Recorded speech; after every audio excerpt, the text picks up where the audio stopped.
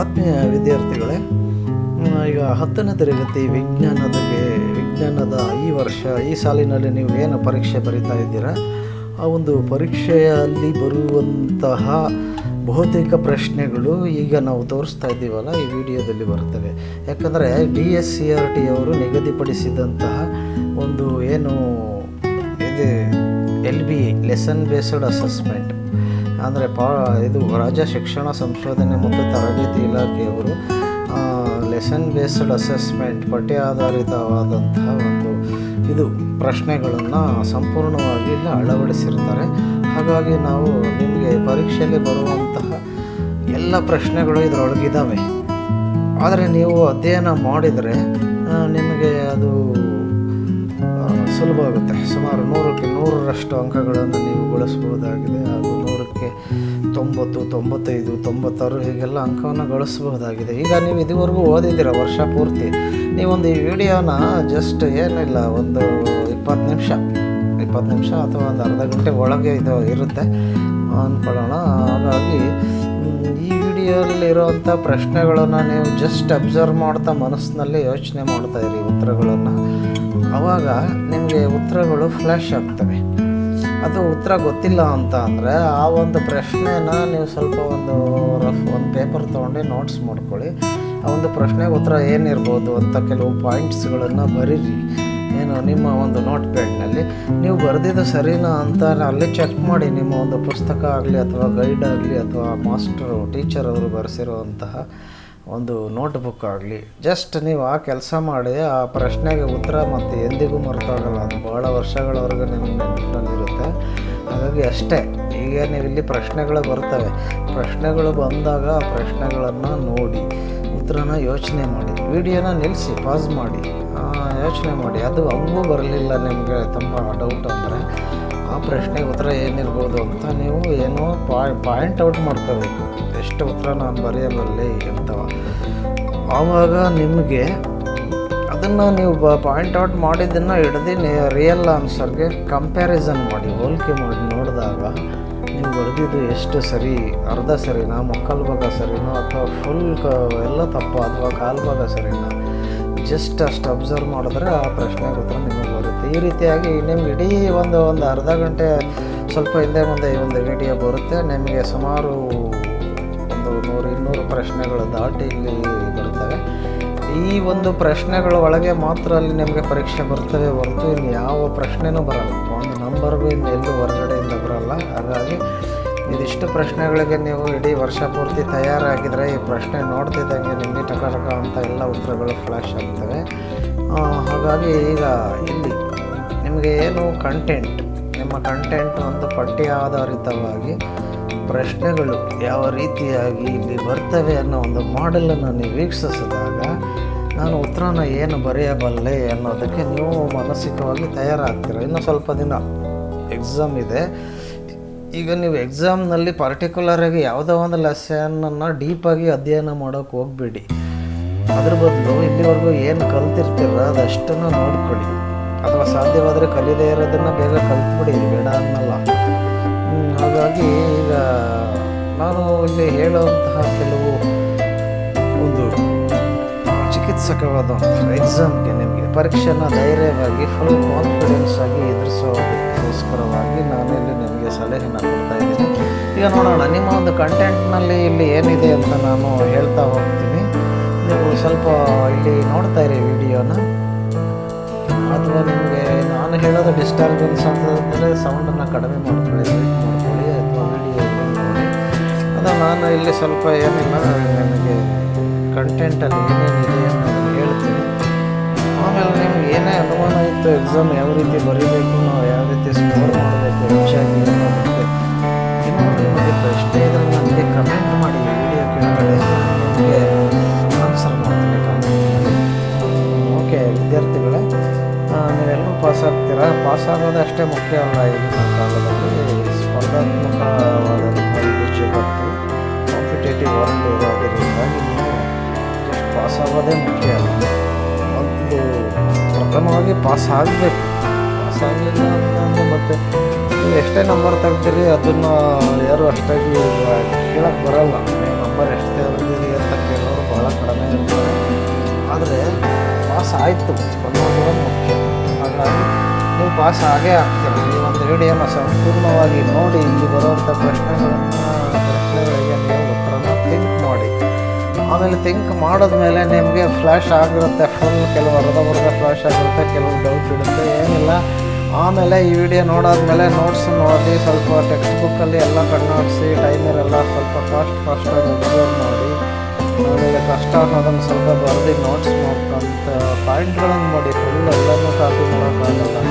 ಈ ರೀತಿ ಮಾಡ್ಕೊಳ್ಳೋದ್ರಿಂದ ನೀವು ಎಕ್ಸಾಮ್ನಲ್ಲಿ ತುಂಬ ಸೂಪರ್ ಸಕ್ಸಸ್ ಆಗ್ತೀರಾ. ಕಮ್ಮಿ ಅಂದ್ರೂ 80-80% 90, 96, 99, 100 ರೀಚ್ ಮಾಡೋವಂಥ ವಿದ್ಯಾರ್ಥಿಗಳು ಭಾಳ ಜನ ಇದ್ದಾರೆ ಇವತ್ತು. ಹಾಗಾಗಿ ಅಂತಹ ಒಂದು ಪೈಪೋಟಿ ಇರೋದರಿಂದಾಗಿ ನೀವು ಇಷ್ಟು ಪ್ರಶ್ನೆಗಳಿಗೆ ತಯಾರಾಗಿ, ಇಲ್ಲಿರೋವಂತಹ ಪ್ರಶ್ನೆಗಳನ್ನು ಬಿಟ್ಟು ನಿಮಗೆ ಏನೂ ಬರಲ್ಲ. ಇದು ವಿದ್ಯಾರ್ಥಿಗಳೇ, ಈಗ ನಾನು ಹೇಳೋದು ನಿಮಗೆ ಬೋರ್ ಅನ್ಸಿದ್ರೆ ಸೌಂಡ್ ಮ್ಯೂಟ್ ಮಾಡ್ಕೊಬಿಡಿ, ಜಸ್ಟ್ ವಿಡಿಯೋ ನೋಡಿ. ನಿಮಗೆ ಅಲ್ಲೂ ಸಲಹೆ ಕೊಡ್ತಾ ಇದ್ದೀನಿ. ನಾನು ಸ್ವಲ್ಪ ಕಂಟೆಂಟ್ಗಳನ್ನು ನಿಮಗೆ ಪರಿಚಯ ಮಾಡ್ತಾ ಹೋಗ್ತೀನಿ. ಮತ್ತು ನಿಮಗೆ ಏನಾದರೂ ಐಡಿಯಾ ಕ್ಲೂ ಹೇಳಬೇಕು ಅನ್ಸಿದ್ರೆ ನಾನು ಮತ್ತೆ ಹೇಳ್ತೀನಿ. ಇದಕ್ಕೆ ಸ್ವಲ್ಪ ಕಂಟೆಂಟ್ ಹೇಳಾದ್ಮೇಲೆ ಆಮೇಲೆ ನೋಡ್ತಾಯಿರಿ. ಈಗ ಇಲ್ಲಿ ನೋಡಿ, ಇಲ್ಲಿ ಪ್ರತಿಯೊಂದು ನಿಮಗೆ ಒಂದು ಪಾಠಕ್ಕೆ ಏನೆಲ್ಲ ಪ್ರಶ್ನೆಗಳು ಬರ್ತವೆ. ಅಲ್ಲಿ ಲಾಂಗ್ ಆನ್ಸರ್ ಯಾವುದು, ಶಾರ್ಟ್ ಆನ್ಸರ್ ಯಾವುದು, ಇಲ್ಲಿ ಬ್ರ್ಯಾಕೆಟಲ್ಲಿ ಕೊಟ್ಟಿದ್ದಾರೆ. ಅಲ್ಲಿ ಯಾವ ರೀತಿ ಪ್ರಶ್ನೆಗಳನ್ನು ಕೇಳಬಹುದು, ಏನು ಅನ್ನೋದು, ಅದು ಸಾ ಅಂದರೆ ಏನು, ಸು ಅಂದರೆ ಏನು ಅನ್ನೋದಕ್ಕೆ ನಿಮಗೆಲ್ಲ ಅದಕ್ಕೆ ಕೊಟ್ಟಿದ್ದಾರೆ. ಈಗಾಗಲೇ ಮೊದಲು ನಿಮ್ಗೆ ಗೊತ್ತಿದೆ, ಬಿಡಿ ತಿಳ್ಕೊಳ್ಳಿ. ಈಗ ನಾನು ಅಧ್ಯಾಯಗಳನ್ನು ಕ್ರಮ ಸಂಖ್ಯೆ, ನಿಮಗೆ ಅಧ್ಯಾಯ 1ರಲ್ಲಿ ಏನಿದೆ ಅಂತ ಈಗ ನಿಮಗೆ ಗೊತ್ತಿದೆ. ಗೊತ್ತಿಲ್ಲದೆ ಇರೋರು ಸಹ ತಿಳ್ಕೊತಾ ಇರ್ತಾರೆ. ಈಗ ಯಾಕಂದರೆ 1, 2, 3, 4 ಅಧ್ಯಾಯದವರು ಚೆನ್ನಾಗಿ ಗೊತ್ತಿರುತ್ತೆ, ಆಮೇಲೆ ಸ್ವಲ್ಪ ಮೊಸಕಾಗ್ತದೆ. ಬಟ್ ಅಧ್ಯಾಯ ಗೊತ್ತಿಲ್ಲದೆ ಇದ್ರೂ ಪ್ರಶ್ನೆಗೆ ಉತ್ತರ ಗೊತ್ತಿರುತ್ತೆ ಭಾಳಷ್ಟು. ಅಧ್ಯಾಯದ ಹೆಸರು ಬರಲಿಲ್ಲ ಅಂದ್ರೂ ಅದಕ್ಕೆ ಆನ್ಸರ್ ಒಂದು ಪರಿಕಲ್ಪನೆ, ವರ್ಷ ಪೂರ್ತಿ ಆಸಕ್ತಿಯಿಂದ ಯಾರು ಅಧ್ಯಯನ ಮಾಡಿರ್ತಾರೆ ಅವ್ರಿಗೆ ಯಾವತ್ತೂ ಮಿಸ್ ಆಗಲ್ಲ. ಹಾಗಾಗಿ ಆಮೇಲೆ ನೀವು ಪರೀಕ್ಷೆಯಲ್ಲಿ ಬರೆಯೋದಕ್ಕೆ ಹೋಗುವಾಗ ಸ್ವಲ್ಪ ಕೂಲಾಗಿ ಹೋಗಿ, ಪರೀಕ್ಷೆಯಲ್ಲಿ ಯಾರ ಹತ್ರನೂ ಹೆಚ್ಚಾಗಿ ಹರಟಬೇಡಿ, ಜಾಸ್ತಿ ಆವೇಶದಲ್ಲಿ ಮಾತನಾಡಬೇಡಿ. ಕೂಲಾಗಿ ಹೋಗಿ, ಪರೀಕ್ಷೆ ಇರೋದಕ್ಕಿಂತ ಮುಂಚೆ ಅರ್ಧ ಗಂಟೆ ಮುಂಚೆ ಅಲ್ಲಿರಿ. ಅವೆಲ್ಲ ಯೋಚನೆ ಮಾಡ್ಕೊತಾರೆ. ಬೇಕಾದ್ರೆ ಒಂದು ಸ್ವಲ್ಪ ರಫ್ ಪೇಪರ್ನಲ್ಲಿ ಒಂದು ಏನಾದ್ರು ಪಾಯಿಂಟ್ಸ್ ಇದ್ರೆ, ನೋಟ್ಸ್ ಬುಕ್ ಇದ್ರೆ ತೊಗೊಂಡೋಗಿರಿ. ಆಮೇಲೆ ಅದು ಬ್ಯಾಗೆಲ್ಲ ಹೊರಗಡೆ ಇರಬೇಕು, ನೀವು ಇಡಬೇಕಾಗುತ್ತೆ ನೀವು, ಅಥವಾ ನಿಮ್ಮವ್ರ ಕೈಗೆ ಕೊಟ್ಬಿಟ್ಟು ಹೋಗಿ. ಒಂದು ಅರ್ಧ ಗಂಟೆ ಟೈಮಲ್ಲಿ ನಿಮ್ಗೆ ಎಷ್ಟೋ ಒಂದು ರೀಕಲೆಕ್ಟ್ ಆಗುತ್ತೆ. ನೀವು ಒಂದು ನೋಟ್ಸ್ ಏನೋ ಒಂದು ತೊಗೊಂಡೋಗಿರೋ ಸ್ಕೂಲು ಫೀಲ್ಡಲ್ಲಿ, ಅಲ್ಲಿ ಎಕ್ಸಾಮ್ ಅಲ್ಲೂ ಹೊರಗಡೆ ಓದಷ್ಟು ಒಂದು ಜಸ್ಟ್ ಅಬ್ಸರ್ವ್ ಮಾಡಿದ್ರೆ. ಹಾಗಾಗಿ ಮಾಡಿ, ಅಥವಾ ಜಸ್ಟ್ ನಿಮ್ಮ ಹತ್ರ ಫೋನ್ ಇದ್ದರೆ, ನಿಮ್ಮ ಯಾರು ಅಂಕಲ್ ಬರ್ತಾರೋ ಅಥವಾ ನಿಮ್ಮ ಬ್ರದರು ಸಿಸ್ಟರ್ ಬರ್ತಾರೋ ಅವ್ರ ಹತ್ರ ಫೋನ್ ಇದ್ದರೆ, ಈ ವಿಡಿಯೋನ ಜಸ್ಟ್ ಆನ್ ಮಾಡಿ ನೀವು ಒಂದು ಸಲ ಒಂದು 20 ಮಿನಿಟ್ಸ್ ನೋಡಿ. ಎಕ್ಸಾಮ್ಗೆ ಅರ್ಧ ಗಂಟೆ ಮುಂಚೆ ಹೋದಾಗ ನಿಮಗೆ ತುಂಬಾ ಫ್ಲ್ಯಾಶ್ ಆಗ್ತವೆ ವಿಷಯಗಳು. ಆವಾಗ ತುಂಬ ಚೆನ್ನಾಗಿ ಎಕ್ಸಾಮ್ ಸಕ್ಸಸ್ ಆಗಿ ಬರೀತೀರ. ಫುಲ್ ಮಾರ್ಕ್ಸ್ ಬರ್ತವೆ, 96, 100ವರೆಗೂ ನಿಮ್ಮ ಮಾರ್ಕ್ಸ್ ರೀಚ್ ಆಗುತ್ತೆ. ಈಗ ನೀವು ವಿಜ್ಞಾನ ವಿಷಯ ತುಂಬ ಇಂಟ್ರೆಸ್ಟ್ ಆಗಿರೋ ವಿಷಯ ಇದು. ನನಗೂ ಅಷ್ಟೇ ತುಂಬ ಆಸಕ್ತಿ ವಿಜ್ಞಾನ ಅಂದರೆ. ಅದಕ್ಕೋಸ್ಕರ ಈ ಒಂದು ಚಾನಲ್ನಲ್ಲೇ ಮೊದಲು ವಿಜ್ಞಾನನೇ ಹಾಕಿದ್ದೀನಿ. ಆಮೇಲೆ ನಾನು ಇದಾದ್ಮೇಲೆ ನೆಕ್ಸ್ಟ್ ಗಣಿತ, ಆಮೇಲೆ ಸಮಾಜ, ಆಮೇಲೆ ಕನ್ನಡ, ಇಂಗ್ಲೀಷು ಮತ್ತು ಹಿಂದಿ ಎಷ್ಟು ಸಬ್ಜೆಕ್ಟನ್ನು ತರ್ತೀನಿ. ಮೊದಲು ನಮಗೆ ಕನ್ನಡ ಮಾಧ್ಯಮದ ವಿದ್ಯಾರ್ಥಿಗಳಿಗೆ ನಾನು ಆದ್ಯತೆಯನ್ನು ಕೊಡ್ತಾ ಇದ್ದೇನೆ. ಯಾಕೆಂದರೆ ನಾನು ಒಬ್ಬ ಕನ್ನಡ ಮಾಧ್ಯಮದಲ್ಲಿ ಓದಿರುವಂತಹ ವಿದ್ಯಾರ್ಥಿ ಆಗಿದ್ದೀನಿ. ಹಾಗಾಗಿ ಕನ್ನಡ ಮಾಧ್ಯಮದವ್ರಿಗೆ ಮೊದಲು ನಾನು ಎಲ್ಲ ಪ್ರಶ್ನೆ ಬಂಕಗಳನ್ನು ವಿಡಿಯೋಗಳನ್ನು ಮಾಡಿ ಕೊಟ್ಟು, ಅದಾದ ಅನಂತರ ಅದು ಬೇರೆ ಮಾಧ್ಯಮದವ್ರು ಯಾರಿದ್ದಾರೆ ಅಥವಾ ಏನು ಸೆಕೆಂಡ್ ಅಂದರೆ ಇಂಗ್ಲೀಷ್ ಮಾಧ್ಯಮಕ್ಕೆ ಬರ್ತೀನಿ. ಹಾಗಾಗಿ ನಾನೊಬ್ಬ ಇಂಗ್ಲೀಷ್ ಟೀಚರ್ ಆಗಿರೋದ್ರಿಂದ ನಾನು ನೆಕ್ಸ್ಟ್ ಇಂಗ್ಲೀಷ್ ಮಾಧ್ಯಮಗಳಲ್ಲಿರುವಂಥ ಕೆಲವು ಸಮಸ್ಯೆಯನ್ನು ಸಾಲ್ವ್ ಮಾಡ್ತೀನಿ. ಕಮೆಂಟ್ ಮಾಡಿ, ನಿಮಗೆ ಇಂಗ್ಲೀಷ್ ಸಬ್ಜೆಕ್ಟಲ್ಲಿ ಏನಾಗಲಿ ನಿಮಗೆ ಆನ್ಸರ್ ಮಾಡ್ತೀನಿ. ಓಕೆ, ಈಗಾಗಲೇ ನೀವು ಸುಮಾರು 7-8 ನಿಮಿಷದಿಂದ ಇಲ್ಲಿ ನೋಡ್ತಾ ಇದ್ದೀರಲ್ವಾ. ಇದು ನೋಡುವಾಗ ನೀವು ಕಾನ್ಸಂಟ್ರೇಷನ್ ನೋಡಿ, ಅಲ್ಲೂ ನೋಡ್ತಾ ಇರಿ, ಇಲ್ಲಿ ಕೇಳ್ತಾ ಇರಿ. ಅದು ಎಲ್ಲ ಫ್ಲ್ಯಾಶ್ ಆಗ್ತಾ ಇರುತ್ತೆ, ಏನು ತೊಂದರೆ ಇಲ್ಲ. ಅಷ್ಟವಾದನಿಗಳು ಅಂತಾರಲ್ಲ ರೀತಿಯಾಗಿ. ಅಥವಾ ಈಗಾಗಲೇ ನಾನು ಹೇಳಿದ್ದೀನಿ, ನನ್ನ ಮಾತು ಬೇಡ ಅನ್ಸಿದ್ರೆ ಸೌಂಡ್ ಮ್ಯೂಟ್ ಮಾಡ್ಕೊಂಡು ಜಸ್ಟ್ ಇದನ್ನು ಅಬ್ಸರ್ವ್ ಮಾಡಿ ಅಂತಲೇ ಹೇಳಿದ್ದೀನಿ. ನಾನು ಇವಾಗ ಹೇಳಿದೆ ಏನು ಕಂಟೆಂಟ್ ವಿಷಯಗಳು ಏನಿದೆ ಸೈನ್ಸ್ ಸ್ವಲ್ಪ ನಾನು ಹೇಳಬೇಕು ಅನಿಸಿದೆ ನಿಮಗೆ. ಆ ಕಂಟೆಂಟಿನ ವಿಷಯಗಳನ್ನು ನೀವು ಒಂದು ಸಲ ಕೇಳಿದಾಗ ನಿಮಗೆ ಸಾಕಷ್ಟು ವಿಷಯಗಳು ರೀಕಲೆಕ್ಟ್ ಆಗ್ತವೆ, ಮನಸ್ಸಿಗೆ ಬರ್ತವೆ. ಆಗ ಅಲ್ಲಿ ಪ್ರಶ್ನೆ ಏನು ಬರುತ್ತೆ, ಅದು ಕಂಟೆಂಟ್ ಏನಿದೆ ಎಲ್ಲ ಯೋಚನೆ ಮಾಡ್ತಿರೋದಲ್ವಾ. ಹಾಗೆ ಇಲ್ಲಿ ನೋಡ್ತಾ ಇರ್ತೀರ. ಈ ಒಂದು ಆಕ್ಟಿವಿಟಿ ಫ್ರೀ, ಇದು ಒಂಥರ ಡಿಫ್ರೆಂಟ್. ಇನ್ನು ಕೆಲವೇ ದಿನ ನಿಮಗೆ ಪರೀಕ್ಷೆ ಇದೆ. ಈಗ ಪ್ರೈಮರಿ ಸ್ಕೂಲು, ಹೈಸ್ಕೂಲು ಪರೀಕ್ಷೆಗಳು ಈಗ ನಡೀತವೆ. ಅವೆಲ್ಲ ಸೇಮ್ ಟೈಮಲ್ಲಿ ನಡೀತವೆ. ಅಂದರೆ 6ರಿಂದ 9ನೇ ತರಗತಿವರೆಗೆ 24ನೇ ತಾರೀಕಿಂದ ಪರೀಕ್ಷೆ ಶುರುವಾದರೆ ಈ ತಿಂಗಳು ಮಾರ್ಚ್ 2026ರಲ್ಲಿ 6ನೇ ತಾರೀಕು ಮುಗಿತವೆ ಅವೆಲ್ಲ. ಆನಂತರ ಮುಂದೆ ನಿಮ್ಮ ಪರೀಕ್ಷೆ ಇರುತ್ತೆ. ಹಾಗಾಗಿ ಓಕೆ, ಈಗ ನಾನು ಮತ್ತೆ ಹೇಳ್ತೀನಿ ನಿಮಗೆ ಎಕ್ಸಾಮ್ ಕೆಲವು ಟಿಪ್ಸ್ಗಳನ್ನು ಹೇಳಬೇಕು ಅನಿಸ್ತಾ ಇದೆ, ಹೇಳ್ತೀನಿ. ಅದಕ್ಕೋಸ್ಕರ ಸಪ್ರೇಟ್ ವಿಡಿಯೋ ಮಾಡಿದ್ರೆ ಅದು ನಿಮ್ಮವರೆಗೆ ರೀಚ್ ಆಗುತ್ತೋ ಇಲ್ವೋ, ಅದು ಯಾರಿಗೆ ತಲುಪುತ್ತೋ ಅಥವಾ ಅದು ಪಬ್ಲಿಕ್ಕಿಗೆ ಹೋಗೋದೇ ಇಲ್ವೋ, ಎಲ್ಲ ಅನುಮಾನಗಳಿಂದ ನಾನು ಆ ಥರ ವಿಡಿಯೋ ಮಾಡೋಕ್ಕಾಗಿಲ್ಲ. ಈ ಸಂದರ್ಭದಲ್ಲಿ ಹೇಳ್ತಾ ಇದ್ದೀನಿ.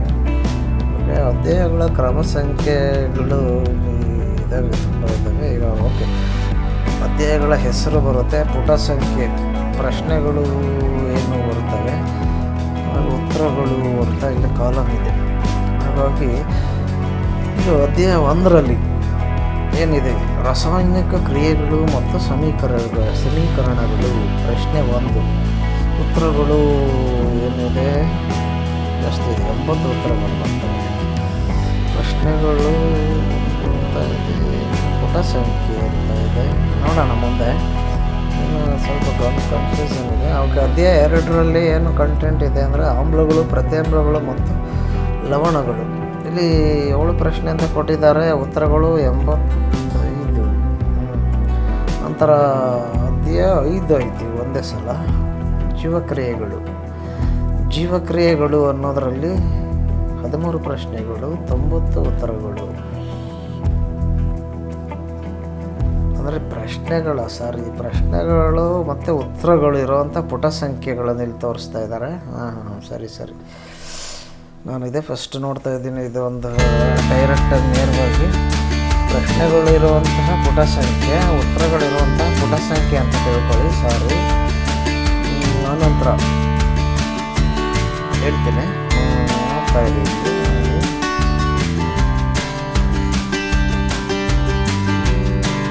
ಆರನೇದಾಗಿ ನಿಯಂತ್ರಣ ಮತ್ತು ಸಹಭಾಗಿತ್ವ. ಇಲ್ಲಿ ಪ್ರಶ್ನೆಗಳ ಪುಟ 20 ಇದೆ, ಉತ್ತರಗಳು 99ರಲ್ಲಿದ್ದಾವೆ. ಅನಂತರ ಅಧ್ಯಾಯ 11 ವಿದ್ಯುತ್ ಶಕ್ತಿ ಅನ್ನೋದರಲ್ಲಿ ಪ್ರಶ್ನೆಗಳು 27ರಲ್ಲಿದೆ, ಉತ್ತರಗಳು 106 ಪುಟದಲ್ಲಿದೆ. ಅನಂತರ 12 ವಿದ್ಯುತ್ ಪ್ರವಾಹದ ಕಾಂತೀಯ ಪರಿಣಾಮಗಳು. ಇದು ಪ್ರಶ್ನೆಗಳು 35ನೇ ಪುಟದಲ್ಲಿ ಬಂದರೆ ಉತ್ತರಗಳು 115ನೇ ಪುಟದಲ್ಲಿ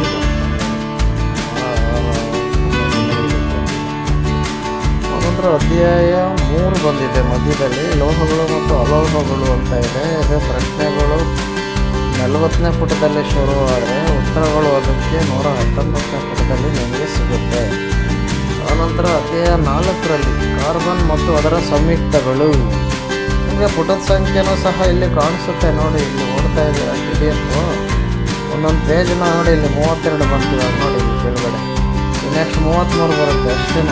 ಈ ವಿಡಿಯೋ ಕೆಳಗಡೆ ಒಂದು ಲೈನ್ ಇದೆ, ಒಂದು ಕೆಂಪು ಅಥವಾ ಕಪ್ಪು ಕಲರಲ್ಲಿ ಇರುತ್ತೆ ಅಂದ್ಕೊಳ್ಳಿ, ಒಂದು ಬಾಲ್ ಥರ ಇರುತ್ತೆ. ಆ ಬಾಲ್ ಹಿಡಿದು ಹಿಂಗೆ ಜಾರಿಸಿ ಅದು ಬರುತ್ತೆ. ನಿಮ್ಗೆ ಎಷ್ಟನೇ ಪೇಜ್ ಬೇಕು ಅಷ್ಟನೇ ಪೇಜಲ್ಲಿ ಓಡಿಸ್ಕೊಂಡು ವಿಡಿಯೋನ ನೀವು ಉತ್ತರನ ನೋಡ್ಕೋಬಹುದಾಗಿದೆ.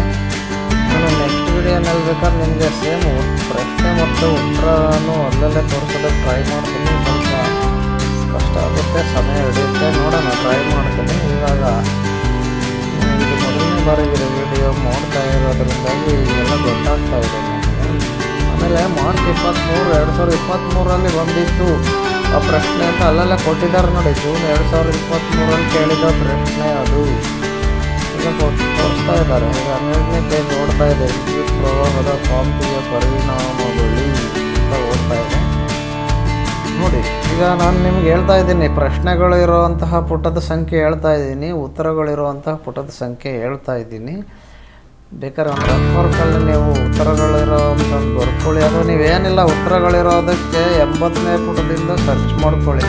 ನಿಮಗೆ ಅದೇ ಉತ್ತರ ಇಲ್ಲಿ ಮೊದಲು ಪ್ರಶ್ನೆಗಳನ್ನು ನೋಡ್ಕೊಂಡು ಹೋಗ್ತೀರಾ. ಆಮೇಲೆ ಉತ್ತರಗಳನ್ನು ನೋಡ್ಕೊಂಡು ಹೋಗ್ತಾರೆ. ನಿಮಗೆ ಎಲ್ಲಿ ಉತ್ತರಗಳು ಡೌಟ್ ಇರುತ್ತೆ, ಕನ್ಫ್ಯೂಷನ್ ಆಗುತ್ತೆ, ಆಮೇಲೆ ಸುಮಾರು 80ನೇ ಪುಟದಿಂದ ನೀವು ಉತ್ತರಗಳನ್ನು ಅಬ್ಸರ್ವ್ ಮಾಡ್ಕೊಂಡು ಹೋಗಿ ಚೆನ್ನಾಗಿ ಅಂಡರ್ಸ್ಟ್ಯಾಂಡ್ ಆಗುತ್ತೆ. ನೀವು ಈಗ ಹಾರ್ಡ್ ವರ್ಕ್ ಮಾಡಿ ಕಲಿತೀರ ಯಾವಾಗ ಅದು ಇದು ಕ್ಲಾಸ್ ನಡೆಯುವಾಗ ಸುಮಾರು ಜನವರಿವರೆಗೆ ಎಂಡ್ ಮಾಡ್ತಾರೆ. ಜನವರಿ 31ಕ್ಕೆ ಎಂಡ್ ಮಾಡೋದು ಒಳ್ಳೆಯದು. ಹಾರ್ಡ್ ವರ್ಕ್ ಫುಲ್ ಕಲಿಬೇಕು. ಆಮೇಲೆ ಫೆಬ್ರವರಿಲೆಲ್ಲ ಅವೆಲ್ಲ ನೆನಪು ಮಾಡ್ಬೋದು. ಇನ್ನು ಮಾರ್ಚ್ನಲ್ಲಿ ಎಕ್ಸಾಮ್ಗೆ ಮತ್ತು ಯಾವ್ಯಾವ ಮಿಸ್ ಆಗ್ತಾ ಇದ್ದಾವೆ, ನೆನಪು ಬರ್ತಾಯಿಲ್ಲ, ಅವನ್ನೆಲ್ಲ ಕಲೆಕ್ಟ್ ಮಾಡ್ಬೋದು.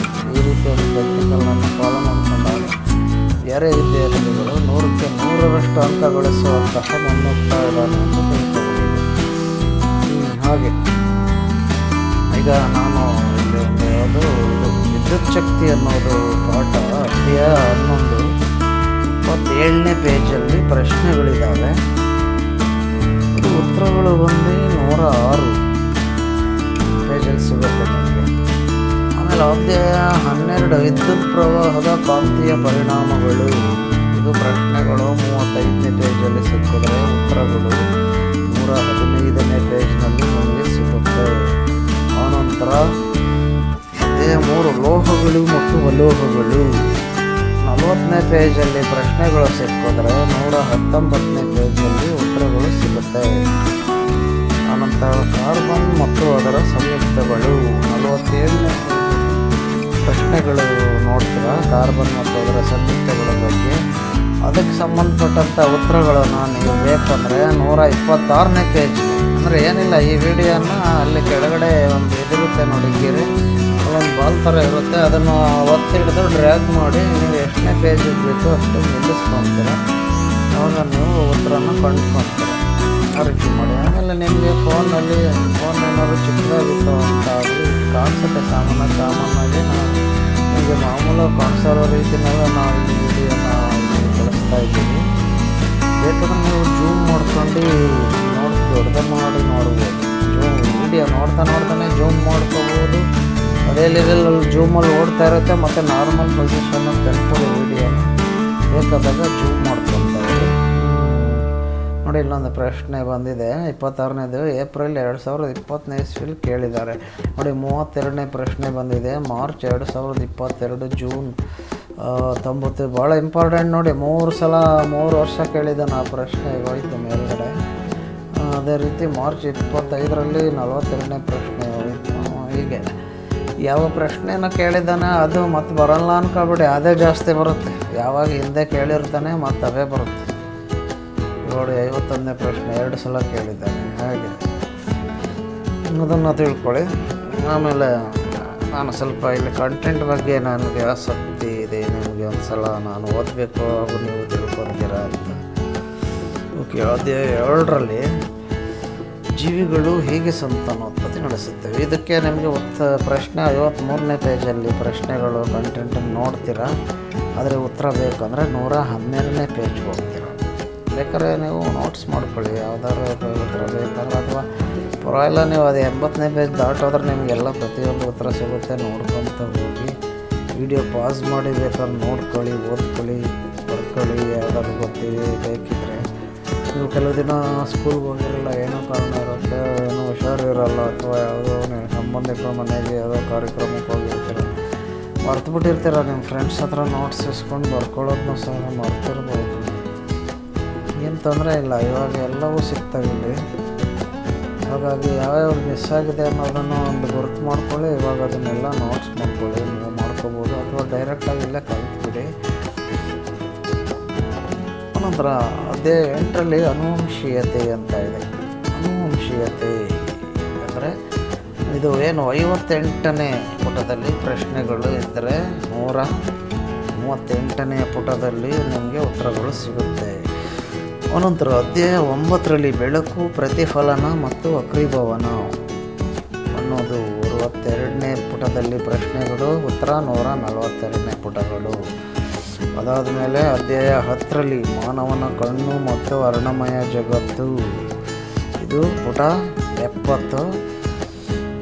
ಯಾವುದೋ ಪ್ರಶ್ನೆಗಳು 70ನೇ ಪುಟದಲ್ಲಿ ಕಾಣಿಸಿದ್ರೆ ನಿಮಗೆ ಉತ್ತರಗಳು 152ನೇ ಪುಟದಲ್ಲಿ ಸಿಗುವುದಿದೆ. ಅದಾದ ಮೇಲೆ ಅದೇ 13ರಲ್ಲಿ ನಮ್ಮ ಪರಿಸರ ಪ್ರಶ್ನೆಗಳು 76ನೇ ಪುಟದಲ್ಲಿ ಕಂಡು ಬಂದರೆ ಉತ್ತರಗಳು 158ನೇ ಪುಟದಲ್ಲಿ ಕಾಣಿಸುತ್ತೆ. ಆಮೇಲೆ ಈಗ ಅಧ್ಯಾಯವಾರು ಕಲಿಕಾ ಫಲಗಳ ಪಟ್ಟಿ. ಈಗ ನಾನು ಇದುವರೆಗೂ ಕಂಟೆಂಟನ್ನು ನಿಮಗೆ ಹೇಳಿದೆ. ಈಗ ನೋಡಿ, ಅಧ್ಯಾಯವಾರು ಕಲಿಕಾ ಫಲಗಳ ಪಟ್ಟಿ ಅಂತ ಇದೆ. ಅದ್ರ ಬಗ್ಗೆ ಹೇಳ್ತೀನಿ, ಹಾಗೆ ನೋಡ್ತಾರೆ ವಿಡಿಯೋನ. ಇಲ್ಲಿ ಅಧ್ಯಾಯಗಳ ಕ್ರಮ ಸಂಖ್ಯೆ ಏನಿದೆ, 1, 2 ಕ್ರಮವಾಗಿ ಓದ್ತಾ ಇದೆ. 1, 2 ಇದೆ. ಆಮೇಲೆ 5ನೇ ಪಾಠ ತಗೊಂಡಿದ್ದವರು ಯಾರು ಗೊತ್ತಿಲ್ಲ, ನೋಡೋಣ. ಅದಕ್ಕೇನೋ ರೀಸನ್ ಇರುತ್ತೆ, ಅದಕ್ಕೆ ಪಾಠ ಒಂದು ಲಿಂಕ್ ಇರುತ್ತೆ. ಇಲ್ಲಿ ಕಲಿಕಾ ಫಲಗಳನ್ನು ಕೊಡ್ತಾರೆ. ಅಂದರೆ ಮುಖ್ಯವಾದಂಥ ಅದನ್ನು ತಿಳ್ಕೋಬೇಕಾದಂಥ ಕಲಿಕಾ ಫಲಗಳು ಬಂದಾಗ ಇಡೀ ಪಾಠನೇ ಬಾಯ್ಪಾಠ ಮಾಡ್ಕೊಂತ ಯಾರು ಹೇಳಲ್ಲ. ಅಲ್ಲಿ ಪ್ರಶ್ನೆಗಳು ನಾವು ತಿಳ್ಕೊಳ್ಳೇಬೇಕಾದಂಥ ವಿಷಯಗಳು, ಅದನ್ನು ತಿಳ್ಕೊಳ್ಳೋದಕ್ಕೆ ವಿವರಣೆ ಕೊಟ್ಟು ಪಾಠದಲ್ಲಿ ವಿವರ ಇರ್ತವೆ. ಆದರೆ ಅಲ್ಲಿ ಪಾಠನೇ ನಾವು ಇದ್ದಂಗೆ ಹೇಳುವ ಬಾಯ್ಪಾಠ ಮಾಡೋಂಥ ಯಾರೂ ಹೋಗ್ಬೇಡಿ. ಆ ರೀತಿಯಾಗಿ ದುಸ್ಸಾಹದ ಕೆಲಸ. ಸ್ವತಂತ್ರವಾಗಿ ಅದನ್ನು ನಿಮ್ಮ ಸ್ವಂತಕ್ಕೆ ತಗೊಂಡು ಕಲಿಯಿತು ನಿಮ್ಮ ಸ್ವಂತ ವಾಕ್ಯದಲ್ಲಿ ಬರೆಯಿರಿ. ಅಥವಾ ಈ ಡೆಫಿನೇಷನ್ ಆಗಲಿ ಅಥವಾ ವಿಜ್ಞಾನಿಗಳ ಹೇಳಿಕೆಗಳಿದ್ದರೆ ಕೆಲವು 1-2 ಲೈನ್ ಇರುತ್ತೆ ಬಿಡಿ, ಅದನ್ನು ಡೈರೆಕ್ಟಾಗಿ ನೇರವಾಗಿ ಬಾಯ್ಪಾಠ ಅಭ್ಯಾಸ ಮಾಡಿ ಹಾಗೆ ಸ್ವಂತವಾಗಿ ಅರ್ಥ ಮಾಡಿಕೊಳ್ಳಿ. ಅಷ್ಟೇ ಬರುತ್ತೆ, ಏನು ತೊಂದರೆ ಆಗಲ್ಲ. ಇನ್ನು ಉಳಿದಂತೆ ಉತ್ತರಗಳನ್ನು ಪುಟಗಟ್ಟಲೆ ಬರೆಯುವಾಗ ನೀವು ಸ್ವತಂತ್ರವಾಗಿ ಬರೀರಿ, ಸಂಪೂರ್ಣವಾಗಿ ಅರ್ಥ ಮಾಡಿ ತಿಳ್ಕೊಂಡು. ಈಗ ಅಧ್ಯಾಯ 1ರಲ್ಲಿ ರಾಸಾಯನಿಕ ಕ್ರಿಯೆಗಳು ಮತ್ತು ಸಮೀಕರಣಗಳು ಅಂತ ಇದೆ. ಈ ರಾಸಾಯನಿಕ ಸಮೀಕರಣದ ಅರ್ಥ, ಕ್ರಿಯೆಯ ವೀಕ್ಷಣೆಗಳನ್ನು ತಿಳಿಯುವರು. ಆದರೆ ಆಮೇಲೆ ಏನು ಮಾಡ್ತೀರಾ, ರಾಸಾಯನಿಕ ಸಮೀಕರಣಗಳನ್ನು ಗುರುತಿಸಿ ಸರಿದೂಗಿಸುವವರು. ಅದಾದಮೇಲೆ ರಾಸಾಯನಿಕ ಕ್ರಿಯೆಗಳ ವಿಧಗಳನ್ನು ಉದಾಹರಿಸಿ ವ್ಯತ್ಯಾಸಿಸುವರು. ಆಮೇಲೆ ಅಂತರುಷ್ಣಕ ಮತ್ತು ಬಹಿರುಷ್ಣಕ ಕ್ರಿಯೆಗಳನ್ನು ಸ್ಮರಿಸುವರು. ಆಮೇಲೆ ಉತ್ಕರ್ಷಣೆ ಮತ್ತು ಅಪಕರ್ಷಣೆ ಹಾಗೂ ರೆಡಾಕ್ಸ್ ಕ್ರಿಯೆಗಳನ್ನು ವಿವರಿಸುವರು. ಆನಂತರ ಪ್ರಯೋಗಗಳ ವೀಕ್ಷಣೆಗಳನ್ನು ದಾಖಲಿಸುವರು. ಆಮೇಲೆ ದೈನಂದಿನ ಜೀವನದಲ್ಲಿ ಉತ್ಕರ್ಷಣೆ ಕ್ರಿಯೆಯ ಪರಿಣಾಮಗಳನ್ನು ಗಮನಿಸುವರು. ಆಮೇಲೆ ಅಧ್ಯಾಯ 2ಕ್ಕೆ ಬರೋಣ. ಆಮ್ಲ ಪ್ರತ್ಯಾಮ್ಲಗಳ ಭೌತ ಲಕ್ಷಣಗಳನ್ನು ಗುರುತಿಸುವರು. ಹೇಳ್ತೀನಿ ಸ್ವಲ್ಪ.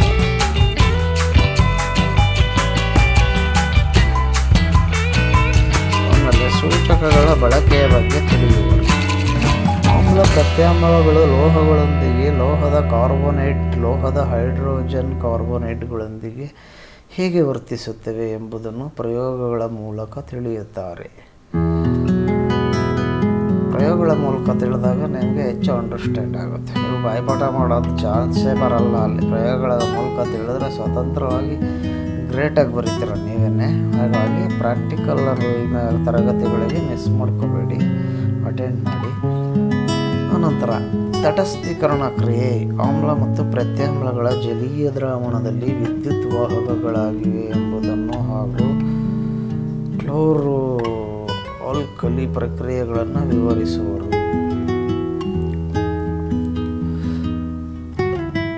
ಆಮೇಲೆ pH ಮೌಲ್ಯ ಹಾಗೂ ಅದರ ದೈನಂದಿನ ಉಪಯೋಗಗಳ ಬಗ್ಗೆ ಮುನ್ಸೂಚಿಸುವರು. ವಿವಿಧ ಲವಣಗಳ ಉಪಯೋಗಗಳನ್ನು ಪಟ್ಟಿ ಮಾಡುವರು. ಈಗ ಒಂದೇ ಸಲ ಅಧ್ಯಾಯ 5ಕ್ಕೆ ಬಂದಿದೆ.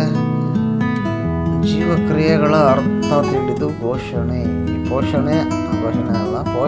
ವಿಧಗಳು, ಮಾನವನ ಜೀರ್ಣಕ್ರಿಯೆ, ಉಸಿರಾಟ, ಸಾಗಾಣಿಕಾ ಹಾಗೂ ವಿಸರ್ಜನೆ ಕ್ರಿಯೆಗಳ ಕಾರ್ಯಗಳ ಬಗ್ಗೆ ವಿವರಿಸುವರು. ಮಾನವನ ಹೃದಯದ ನೀಳಛೇದ ನೋಟ, ಪತ್ರರಂಧ್ರಗಳ ರಚನೆ ಹಾಗೂ ನೆಫ್ರಾನ್ಗಳ ರಚನೆಗಳ ಚಿತ್ರಗಳನ್ನು ಬಿಡಿಸ್ತಾರೆ. ಆಮೇಲೆ ಏನು ಮಾಡ್ತಾರೆ ಅಂತ ಅಂದರೆ, ಸಸ್ಯಗಳಲ್ಲಿ ನಡೆಯುವ ದ್ಯುತಿಸಂಶ್ಲೇಷಣ ಕ್ರಿಯೆಯನ್ನು ವಿಶ್ಲೇಷಿಸಿ ಉಸಿರಾಟ, ಸಾಗಾಣಿಕೆ ಹಾಗೂ ವಿಸರ್ಜನೆ ಕ್ರಿಯೆಗಳಲ್ಲಿ ಪ್ರಾಣಿಗಳಲ್ಲಿ ನಡೆಯುವ ಕ್ರಿಯೆಗಳಿಗೆ ಹೋಲಿಸುವರು. ಆನಂತರ ಜೀರ್ಣಕ್ರಿಯೆಯಲ್ಲಿ ಸಹಕರಿಸುವ ಕಿಣ್ವಗಳ ಕಾರ್ಯಗಳನ್ನು ಶ್ಲಾಘಿಸುವರು. ಆಮೇಲೆ ಸಸ್ಯ ಮತ್ತು ಪ್ರಾಣಿಗಳಲ್ಲಿ ಜರುಗುವ ನಿಯಂತ್ರಣ ಮತ್ತು ಸಹಭಾಗಿತ್ವ ಕ್ರಿಯೆಗಳ ಅರ್ಥ ತಿಳಿತಾರೆ. ಅದಾದಮೇಲೆ ಅದೇ 6ರಲ್ಲಿ ನೋಡ್ತಿದ್ರಿ ಈಗ ಹೇಳಿದ್ದು ನಿಯಂತ್ರಣ ಮತ್ತು ಸಹಭಾಗಿತ್ವ. ಪ್ರಾಣಿಗಳಲ್ಲಿ ನರವ್ಯೂಹದ ಪ್ರಾಮುಖ್ಯತೆಗಳನ್ನು ಸ್ಮರಿಸುತ್ತಾರೆ. ಪರಾವರ್ತಿತ ಪ್ರತಿಕ್ರಿಯೆ, ಪರಾವರ್ತಿತ ಛಾಪ ಇವುಗಳನ್ನು ವಿವರಿಸುತ್ತಾರೆ. ಆಮೇಲೆ ಮಾನವನ ಮೆದುಳಿನ ಚಿತ್ರವನ್ನು ಬಿಡಿಸಿ ಅದರ ರಚನೆ ಮತ್ತು ಕಾರ್ಯಗಳ ಬಗ್ಗೆ ತಿಳಿಯುತ್ತಾರೆ. ಸಸ್ಯ ಮತ್ತು ಪ್ರಾಣಿ ಹಾರ್ಮೋನ್ಗಳನ್ನು ವಿಂಗಡಿಸಿ ಅವುಗಳ ಕಾರ್ಯಗಳನ್ನು ಪಟ್ಟಿ ಮಾಡುವರು. ಅಂತಃಸ್ರಾವಕ ಗ್ರಂಥಿಗಳ ಸ್ಥಾನ, ಸ್ರವಿಕೆ ಮತ್ತು ಕಾರ್ಯಗಳನ್ನು ಹಾಗೂ ನ್ಯೂನತೆಗಳನ್ನು ಚರ್ಚಿಸುವರು. ಈಗ ಆಯಿತು ಅಧ್ಯಾಯ 11. ನೆಕ್ಸ್ಟ್ ಅಧ್ಯಾಯ ಫಿಸಿಕ್ಸ್ ಇದೆ. ವಿದ್ಯುತ್ ಪ್ರವಾಹ, ವಿದ್ಯುತ್ ಮಂಡಲ, ವಿದ್ಯುತ್ ವಿಭವಾಂತರ, ವಿದ್ಯುತ್ ಆವೇಶ, ವಿದ್ಯುತ್ ಸಾಮರ್ಥ್ಯ ಇವುಗಳ ಅರ್ಥ ಮತ್ತು SI ಏಕಮಾನಗಳನ್ನು ತಿಳಿಯುವರು. ಆಮೇಲೆ ವಿದ್ಯುತ್ ಮಂಡಲದ ರಚನೆ ಹಾಗೂ ಇದರಲ್ಲಿ ಸಾಮಾನ್ಯವಾಗಿ ಬಳಸುವ ಚಿಹ್ನೆಗಳನ್ನು ಬರೆದು ಗುರುತಿಸುವರು. ಓಮನ ನಿಯಮ ಮತ್ತು ಜೌಲನ ಉಷ್ಣೋತ್ಪಾದನಾ ನಿಯಮಗಳನ್ನು ವ್ಯಾಖ್ಯಾನಿಸುವರು. ಅದಾದಮೇಲೆ ವಾಹಕದ ರೋಧ ಅವಲಂಬಿಸಿರುವ ಅಂಶಗಳು, ರೋಧಗಳ ವಿಧಗಳಾದ ಸರಣಿ ಕ್ರಮ ಮತ್ತು ಸಮಾಂತರ ಕ್ರಮಗಳ ಅನುಕೂಲ ಅನಾನುಕೂಲ ಬಗ್ಗೆ ತಿಳಿದು ಅವುಗಳ ರೇಖಾಚಿತ್ರ ಬಿಡಿಸುವರು. ಆಮೇಲೆ ವಿದ್ಯುತ್ ಪ್ರವಾಹದ ಉಷ್ಣ ಪರಿಣಾಮಗಳ ಲೆಕ್ಕಾಚಾರ ಮಾಡಿ ಇದರ ಪ್ರಾಯೋಗಿಕ ಅನ್ವಯಗಳನ್ನು ಪಟ್ಟಿ ಮಾಡುವರು. ಇದಾದಮೇಲೆ ನೆಕ್ಸ್ಟ್ ಅಧ್ಯಾಯ 12ಕ್ಕೆ ಬಂದು ಹೋಗೋಣ.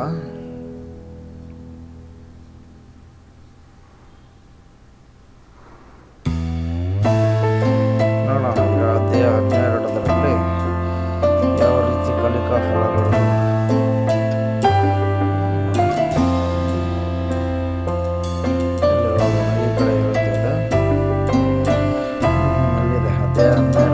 ಅಧ್ಯಾಯಗಳು ಕ್ರಮವಾಗಿಲ್ಲ, ಅದಕ್ಕೆಲ್ಲ ರೀಸನ್ ಇದೆ. ಇದು ಫಿಸಿಕ್ಸು, ಬಯಾಲಜಿ ಎಲ್ಲ 2-3 ತಗೊಳ್ತಾ ಹೋಗ್ತಿದ್ದಾರೆ. ಇಷ್ಟು ಎಲ್ಲ ಸೇರಿ ಹಾಗಾಗಿ ಇಲ್ಲಿ ಅಧ್ಯಾಯಗಳ ಕ್ರಮ ಸಂಖ್ಯೆ ಬೇರೆ ಆಗ್ತಾ ಇದ್ದಾವೆ. ಸರಿ. ಈಗ ಅಧ್ಯಾಯ 12ರಲ್ಲೇ ವಿದ್ಯುತ್ ಪ್ರವಾಹ, ಕಾಂತೀಯ ಪರಿಣಾಮಗಳು, ಕಾಂತಕ್ಷೇತ್ರದ ಅರ್ಥ ಮತ್ತು ಕಾಂತೀಯ ಬಲರೇಖೆಗಳ ಲಕ್ಷಣಗಳನ್ನು ಅರಿಯುವರು.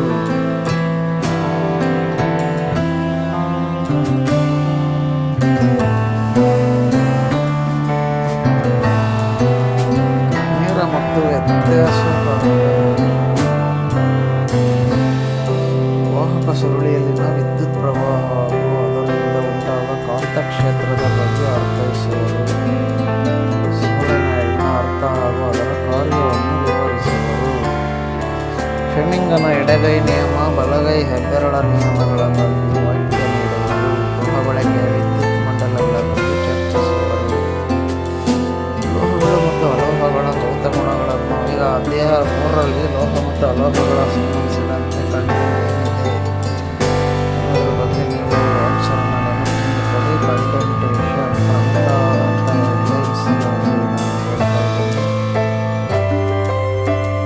ಲೋಹಗಳು ಮತ್ತು ಅಲೋಹಗಳ ಭೌತ ಗುಣಗಳನ್ನು ಸ್ಮರಿಸಿ ವರ್ಗೀಕರಿಸಿ ಲೋಹ ಮತ್ತು ಅಲೋಹಗಳ ರಾಸಾಯನಿಕ ಗುಣಗಳ ಬಗ್ಗೆ ವಿಶ್ಲೇಷಿಸಿ ಅವುಗಳ ರಾಸಾಯನಿಕ ಸಮೀಕರಣಗಳನ್ನು ಬರೆದು ವಿವರಿಸಿದರು. ಲೋಹಗಳ ಕ್ರಿಯಾಶೀಲತೆಯ ಸರಣಿ, ಅವುಗಳ ತೊಳೆಯುವಿಕೆ ಹಾಗೂ ಲೋಹೀಕರಣ ಮಾಡುವ ವಿಧಾನಗಳನ್ನು ಲೋಹಗಳ ನಶಿಸುವಿಕೆಗೆ ಕಾರಣಗಳನ್ನು ಗುರುತಿಸಿ ತಡೆಗಟ್ಟುವ ಕ್ರಮಗಳನ್ನು ಪಟ್ಟಿ ಮಾಡುವರು. ತಾಮ್ರದ ಶುದ್ಧೀಕರಣದ ಚಿತ್ರವನ್ನು ಬರೆದು ಭಾಗಗಳನ್ನು ಗುರುತಿಸಿ ವಿವರಿಸುವರು. ಇದಾಯಿತು. ಏನಾಯಿತು? ಅಧ್ಯಾಯ 3ರಲ್ಲಿ ಲೋಹಗಳು ಮತ್ತು ಅಲೋಹಗಳಲ್ಲಿ ಬರುವಂತಹ ಪ್ರಮುಖವಾದ ಕಂಟೆಂಟ್ ಬಗ್ಗೆ ನಾನು ಈಗ ಹೇಳಿದ್ದೀನಿ. ಆನಂತರ ಅಧ್ಯಾಯ 4ರಲ್ಲಿ ಏನು ಬರುತ್ತೆ ಅಂದರೆ ಕಾರ್ಬನ್ ಮತ್ತು ಅದರ ಸಂಯುಕ್ತಗಳು. ಈಗ ಇದರಲ್ಲಿ ಏನು ಬರುತ್ತೆ ಅಂತ ನೋಡೋಣ. ಕಾರ್ಬನ್ ಮತ್ತು ಅದರ ಸಂಯುಕ್ತಗಳು. ಕಾರ್ಬನ್ನ ಪ್ರಾಮುಖ್ಯತೆ, ಸಹವೆಲೆನ್ಸಿಯ ಬಂಧ ಉಂಟಾಗುವಿಕೆಯ ಎಲೆಕ್ಟ್ರಾನ್ ಚುಕ್ಕಿ ರಚನೆಗಳನ್ನು ಬರೆದು ಅದರ ಪರಿವರ್ತನೀಯ ಸ್ವಭಾವವನ್ನು ವಿವರಿಸುವರು. ಆನಂತರ ಕೆಟನೀಕರಣವನ್ನು ವ್ಯಾಖ್ಯಾನಿಸುವರು. ಪರ್ಯಾಪ್ತ ಮತ್ತು ಅಪರ್ಯಾಪ್ತ ಸಂಯುಕ್ತಗಳ ವ್ಯತ್ಯಾಸಗಳನ್ನು ಪಟ್ಟಿ ಮಾಡುವರು. ಅನುರೂಪ ಶ್ರೇಣಿಗಳು, ಸಾವಯವ ಸಂಯುಕ್ತಗಳನ್ನು ಹೆಸರಿಸುವ ವಿಧಾನವನ್ನು ತಿಳಿಯುವರು. ಕಾರ್ಬನ್ ಸಂಯುಕ್ತಗಳ ರಾಸಾಯನಿಕ ಗುಣಗಳನ್ನು ಚರ್ಚಿಸುವರು. ಎಥೆನಾಲ್ ಮತ್ತು ಎಥನೋಯಿಕ್ ಆಮ್ಲಗಳ ಗುಣಗಳನ್ನು ಹಾಗೂ ಅವುಗಳ ಉಪಯೋಗಗಳನ್ನು ತಿಳಿಯುವರು. ದೈನಂದಿನ ಜೀವನದಲ್ಲಿ ಸಾಬೂನು ಮತ್ತು ಮಾರ್ಜಕಗಳ ಕಾರ್ಯಗಳನ್ನು ಅನ್ವಯಿಸುವರು. ಅನಂತರ ಮುಂದೆ ಅಧ್ಯಾಯ 7ರಲ್ಲಿ ನೋಡೋಣ ಏನಿದೆ. ಜೀವಿಗಳು ಹೇಗೆ ಸಂತಾನೋತ್ಪತ್ತಿ ನಡೆಸುತ್ತವೆ, ಭಿನ್ನತೆಯ ಮಹತ್ವವನ್ನು ತಿಳಿಯುವುದು.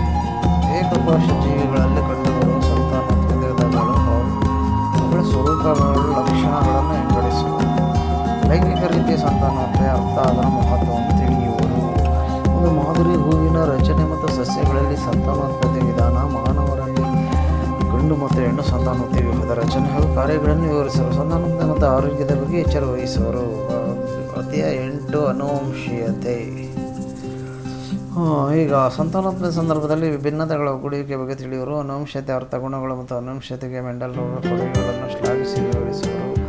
ಮಾನವರಲ್ಲಿ ಲಿಂಗ ನಿರ್ಧರಣೆ ಹೇಗೆ ಆಗುತ್ತದೆ ಎಂಬುದನ್ನು ತಿಳಿಯುವರು.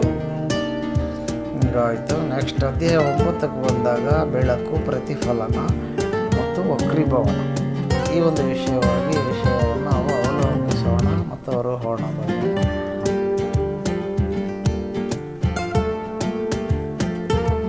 ಈಗ ಇಲ್ಲಿ ನೋಡಿ ಉತ್ತರಗಳು ನಿಮಗೆ ನಾನು ಹೇಳಿದಂತೆ 90ನೇ ಪುಟ.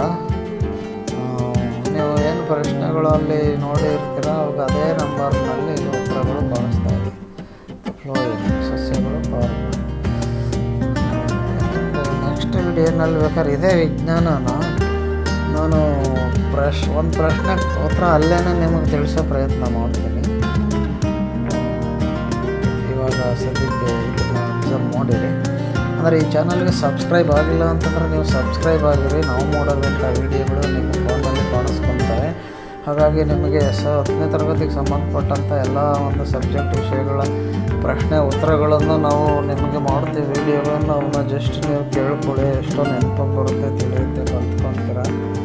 ಆಮೇಲೆ ನಾವು PUC, first PUC, second PUC, degree, BA ಅವೆಲ್ಲ ಪಾಠಗಳು ಬರ್ತಾ ಇರ್ತವೆ ನಾವು ಒಂದು ಚಾನಲ್ನಲ್ಲಿ. ಮುಂದೆ ಹಂತವಾಗಿ ಬರ್ತವೆ, ಒಂದೇ ಸಲ ಇವಾಗಲ್ಲ. ಈಗ ಪ್ರಮುಖವಾಗಿ ನಿಮ್ಗೆ 10ನೇ ತರಗತಿಯವರೆಗೆ ನಾವು ಎಲ್ಲ ಕೊಡ್ತಾಯಿದ್ದೀವಿ. ಸದ್ಯಕ್ಕೆ ನಿಮ್ಮ ಸ್ನೇಹಿತರಿಗೆ ತಿಳಿಸಿ ಒಂದು ಚಾನಲ್ ಬಗ್ಗೆ ಸಬ್ಸ್ಕ್ರೈಬ್ ಮಾಡ್ಕೊಳ್ಳೋದಕ್ಕೆ ಹೇಳಿ. ನೀವು ಪಾಠವನ್ನು ಮಾತ್ರ ನೋಡಿ ಫೋನ್ನಲ್ಲಿ, ಬೇರೆ ಯಾವುದೇ ಗೇಮ್ ಆಗಲಿ ಇಂಥವೆಲ್ಲ ಆಡೋಕ್ಕೆ ಹೋಗ್ಬಿಡಿ ಪರೀಕ್ಷೆ ಟೈಮಲ್ಲಿ. ಯಾಕಂದರೆ ಸಮಯ ಬಹಳ ಮುಖ್ಯ. ನಿಮ್ಮ ಫಾದರ್ ಪೇರೆಂಟ್ ಅವರಿಂದ ಒಂದು ಪಾಠವನ್ನು ನೋಡೋದಕ್ಕೆ ಮಾತ್ರ ಅನುಮತಿ ತಗೊಂಡು ನೀವು ನೋಡ್ಬೋದಾಗಿದೆ.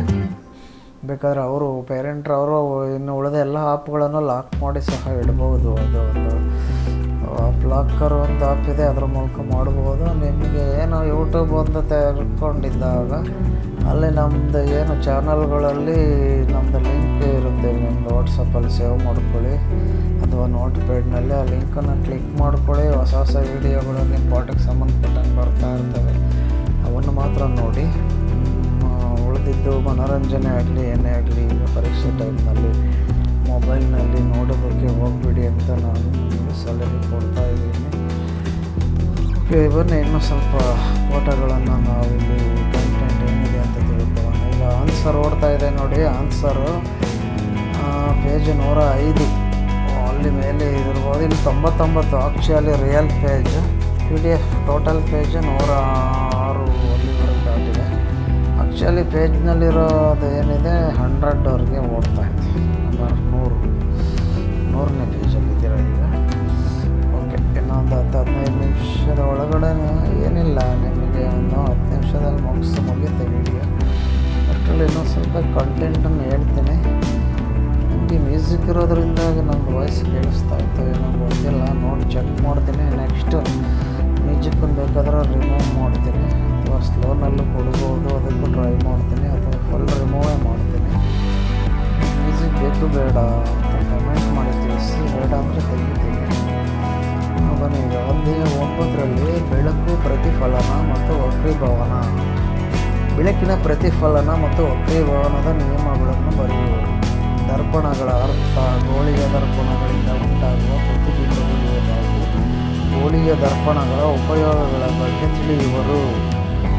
ದರ್ಪಣದ ಸೂತ್ರ ವರ್ಧನೆಗೆ ಸಂಬಂಧಿಸಿದ ಸಮಸ್ಯೆಗಳನ್ನು ಬಿಡಿಸುವರು. ಮಸೂರದ ಅರ್ಥ, ಅವುಗಳಿಂದ ಉಂಟಾಗುವ ಪ್ರತಿಬಿಂಬಗಳ ರೇಖಾಚಿತ್ರಗಳನ್ನು ಬರೆಯುವರು. ಮಸೂರದ ಸೂತ್ರ ವರ್ಧನೆ ಹಾಗೂ ಮಸೂರ ಸಾಮರ್ಥ್ಯಗಳ ಬಗ್ಗೆ ತಿಳಿದು ಸಮಸ್ಯೆಗಳನ್ನು ಲೆಕ್ಕಾಚಾರ ಮಾಡುವರು. ಇದಾಯಿತು ನೋಡಿ ಅಧ್ಯಾಯ 9. ಏನು ಆಯಿತು? ಬೆಳಕು, ಪ್ರತಿಫಲನ ಮತ್ತು ವಕ್ರೀಭವನಕ್ಕೆ ಸಂಬಂಧಪಟ್ಟಂತೆ ಈಗ ಹೇಳಿದಂತಹ ಮ್ಯಾಟ್ರ್ ಬರುತ್ತೆ. ಈಗ ಕ್ರಮವಾಗಿ ಈಗ ಅಧ್ಯಾಯ 10ಕ್ಕೆ ಬಂದಿದೆ. ಬಯಾಲಜಿ, ಮಾನವನ ಕಣ್ಣು ಮತ್ತು ವರ್ಣಮಯ ಜಗತ್ತು. ನೋಡಿ ಇಲ್ಲಿ ಉತ್ತರಗಳು ಓಡ್ತಾ ಇದೆ ತುಂಬ ಚೆನ್ನಾಗಿ. 106ನೇ ಪೇಜು. ಏನಿಲ್ಲ, ನಿಮಗೆ ಆಪ್ಷನ್ ಇರ್ಬೋದು. ಈಗ ಆಪ್ಷನ್ನಲ್ಲಿ ನಿಮಗೆ 39, 40, 41 ಏನೋ ಬಿನೋ ಸಿನೋ ಡಿನೋ ಅಂತ ಕೊಟ್ಟಿದ್ದಾರೆ. ಓಕೆ, ನೀವು ಸ್ವಲ್ಪ ವೀಡಿಯೋನ ಮೂವ್ ಮಾಡಿ ಸರಿಸಿ ನೋಡ್ಕೋಬೇಕಾಗುತ್ತೆ, ಕಷ್ಟ ಆಗುತ್ತೆ. ಬಿಡಿ, ನಿಮಗೆ ಬೇಕಂತಂದರೆ ಇದೇ ಸೈನ್ಸನ್ನು ನಿಮಗೆ ಪ್ರತಿ ಪ್ರಶ್ನೆಗೆ ತಕ್ಷಣ ಅಲ್ಲೇ ಉತ್ತರ ಸಿಗೋ ಥರ ನಾನು ವೀಡಿಯೋ ಮಾಡಿ ಕೊಡ್ತೀನಿ. ಸ್ವಲ್ಪ ಟೈಮ್ ತೊಗೊಳುತ್ತೆ ನನಗೆ ಅದಕ್ಕೆ ಮಾಡೋದಕ್ಕೆ, ಆದರೂ ಪರವಾಗಿಲ್ಲ. ಒಂದು ಅರ್ಧ ನಿಮಿಷ ಜಾಸ್ತಿ ಆಗುತ್ತೆ. ಬೇಕಂದ್ರೆ ಮಾಡಿಕೊಡ್ತೀನಿ, ಕಮೆಂಟ್ ಮಾಡಿ ಯಾವ ರೀತಿ ಬೇಕು ಅಂತ ನೋಡಿ. ನೀವು ಹೆಚ್ಚೆಚ್ಚು ಶೇರ್ ಮಾಡಿ. ನೀವೊಂದು ಸುಮಾರು ಒಂದು 500 ವಿದ್ಯಾರ್ಥಿಗಳು ನೋಡಿದ್ರೆ ನೀವು ಕೇಳಿದಾಗೆ ನಿಮಗೆ ವಿಡಿಯೋನ ನಾನು ಕಳಿಸ್ತೀನಿ. ಫೋನಲ್ಲಿ ವಿಡಿಯೋ ಪಾಠದ ಬಗ್ಗೆ ಮಾತ್ರ ನೋಡಿ, ಬೇರೆ ಏನೋ ನೋಡಬೇಡಿ ಅಂತ ರಿಕ್ವೆಸ್ಟ್ ಮಾಡ್ತಾ ಇದ್ದೀನಿ. ಹಾಗಾಗಿ ಇಟ್ಕೊಳ್ಳಿ. ಓಕೆ, ಈಗ ಅಧ್ಯಾಯ 10, ಮಾನವನ ಕಣ್ಣು ಮತ್ತು ವರ್ಣಮಯ ಜಗತ್ತು. ಮಾನವನ ಕಣ್ಣಿನ ರಚನೆ ಮತ್ತು ಕಾರ್ಯಗಳನ್ನು ತಿಳಿಯುವರು. ಕಣ್ಣಿನ ಹೊಂದಾಣಿಕೆ ಸಾಮರ್ಥ್ಯದ ಬಗ್ಗೆ ವಿವರಿಸುವರು. ದೃಷ್ಟಿದೋಷ ಮತ್ತು ಅವುಗಳ ಪರಿಹಾರ ಕ್ರಮಗಳ ಬಗ್ಗೆ ಚಿತ್ರಾತ್ಮಕವಾಗಿ ತಿಳಿಯುವರು. ಪಟ್ಟಕದ ಮೂಲಕ ಬೆಳಕಿನ ವಕ್ರೀಭವನ ಮತ್ತು ವರ್ಣ ವಿಭಜನೆ ಬಗ್ಗೆ ಪ್ರಾಯೋಗಿಕವಾಗಿ ಸೂಚಿಸುವರು. ವಾಯುಮಂಡಲದಲ್ಲಿ ವಕ್ರೀಭವನ ಹಾಗೂ ಅದರ ಪರಿಣಾಮಗಳನ್ನು, ಬೆಳಕಿನ ಚದುರುವಿಕೆಯನ್ನು ವಿವರಿಸುವರು. ಈಗ ನೋಡಿ ಅಧ್ಯಾಯ 13, ನಮ್ಮ ಪರಿಸರ ವ್ಯವಸ್ಥೆಯ ಅರ್ಥ ಮತ್ತು ಅದರ ಘಟಕಗಳನ್ನು ತಿಳಿಯುವರು. ಆಹಾರ ಸರಪಳಿ ಮತ್ತು ಆಹಾರ ಜಾಲಗಳ ನಡುವಿನ ವ್ಯತ್ಯಾಸಗಳನ್ನು ಅರ್ಥ ಮಾಡಿಕೊಳ್ಳುವರು. ಮಾನವನ ಚಟುವಟಿಕೆಗಳು ಪರಿಸರದ ಮೇಲೆ ಹೇಗೆ ಪರಿಣಾಮ ಮಾಡುತ್ತವೆ ಎಂದು ಕಾರಣೀಕರಿಸುವರು. ನಾವು ಉತ್ಪಾದಿಸುವ ತ್ಯಾಜ್ಯಗಳ ಸಮರ್ಪಕ ನಿರ್ವಹಣೆ ಕುರಿತು ಚರ್ಚಿಸುವರು. ಇದಾಯಿತು ನಮ್ಮ ಪರಿಸರ. ವಿಡಿಯೋದಲ್ಲಿ 12ನೇ ಅಧ್ಯಾಯ ಓಡ್ತಾ ಇದೆ. ವಿದ್ಯುತ್ ಪ್ರವಾಹದ ಕ್ರಾಂತಿಯ ಪರಿಣಾಮಗಳು, ಎಲ್ಲ ಉತ್ತರಗಳು ಕೊಟ್ಟಿದ್ದಾರೆ ನೋಡಿ. 1 ಅಂಕದ ಪ್ರಶ್ನೆಗಳು 2ನೇ ಸ್ಟೇಜಲ್ಲಿ ಒಂದೊಂದು ಸೆಂಟೆನ್ಸ್ ಇದೆ. ಒಂದು ವಿದ್ಯುತ್ ಪ್ರವಾಹದ ದಿಕ್ಕು ಎಲ್ಲ ಬರ್ತಾ ಇದೆ. ನಿಮಗೆ ಉತ್ತರ ಎಲ್ಲೋ ಪ್ರಶ್ನೆ ಎಲ್ಲೋ ಆಗೋಯ್ತು. ಸ್ವಲ್ಪ ಕಷ್ಟ ಆಗ್ತಾಯಿದೆ, ಟೈಮು ಡಿಫ್ರೆನ್ಸ್ ಹೆಚ್ಚಾಗ್ತಾ ಇದೆ. ನಮಗೆ ಉತ್ತರ ಹುಡ್ಕೊಳ್ಳೋಕ್ಕೆ ಅನಿಸುತ್ತೆ. ನನಗೆ ಆ ರೀತಿ ಆಗಲ್ಲ. ಇನ್ನೊಂದ್ಸಲ ನಾನು ಉತ್ತರ ಪರವಾಗಿ ಮುಂದಿನ ವೀಡಿಯೋದಲ್ಲಿ ಇದೇ ವಿಜ್ಞಾನ ಬೇಕು ಅಂದರೆ ಇದನ್ನೇ ಮಾಡಿಕೊಡ್ತೇನೆ. ಸ್ವಲ್ಪ ವೇಟ್ ಮಾಡಿ. ಓಕೆ, ನೋಡೋಣ. ಅದಾದಮೇಲೆ ಅಧ್ಯಾಯ 1ರಲ್ಲಿ ರಾಸಾಯನಿಕ ಕ್ರಿಯೆಗಳು ಮತ್ತು ಸಮೀಕರಣಗಳು. ಇಲ್ಲಿ ಬಂದಾಗ ಮೊದಲನೇ ಅಧ್ಯಾಯ ರಾಸಾಯನಿಕ ಸಮೀಕರಣಗಳು. ರಾಸಾಯನಿಕ ಸಮೀಕರಣಗಳನ್ನು ಸರಿದೂಗಿಸುವಿಕೆ. ರಾಸಾಯನಿಕ ಕ್ರಿಯೆಗಳ ವಿಧಗಳು: ಅಂತರುಷ್ಣಕ ಮತ್ತು ಬಹಿರುಷ್ಣಕ ಕ್ರಿಯೆಗಳು, ಉತ್ಕರ್ಷಣೆ ಮತ್ತು ಅಪಕರ್ಷಣೆ ಹಾಗೂ ರೆಡಾಕ್ಸ್ ಕ್ರಿಯೆಗಳು. ದೈನಂದಿನ ಜೀವನದಲ್ಲಿ ಉತ್ಕರ್ಷಣೆ ಕ್ರಿಯೆಗಳು, ಪರಿಣಾಮಗಳು, ಈ ರೀತಿ ಎಲ್ಲ ಇದೇ ಇರುತ್ತೆ. ಪ್ರಶ್ನೆಗಳ ವಿಧಗಳಿಗೆ ಅಂಕಗಳ ಹಂಚಿಕೆ ಯಾವ ರೀತಿ? ಕಠಿಣತೆ ಮಟ್ಟ: ಸುಲಭವಾಗಿರೋ ಪ್ರಶ್ನೆ ನಿಮಗೆ 20 ಕೇಳಿದ್ರೆ ಸಾಧಾರಣ, ಸುಲಭನೂ ಅಲ್ಲ ಕಷ್ಟನೂ ಅಲ್ಲ, ಸಾಧಾರಣವಾಗಿರೋ ಪ್ರಶ್ನೆಗಳನ್ನು ಸುಮಾರು 33% ಇರ್ತವೆ. ಕಠಿಣವಾದವು 19 ಇರ್ತವೆ.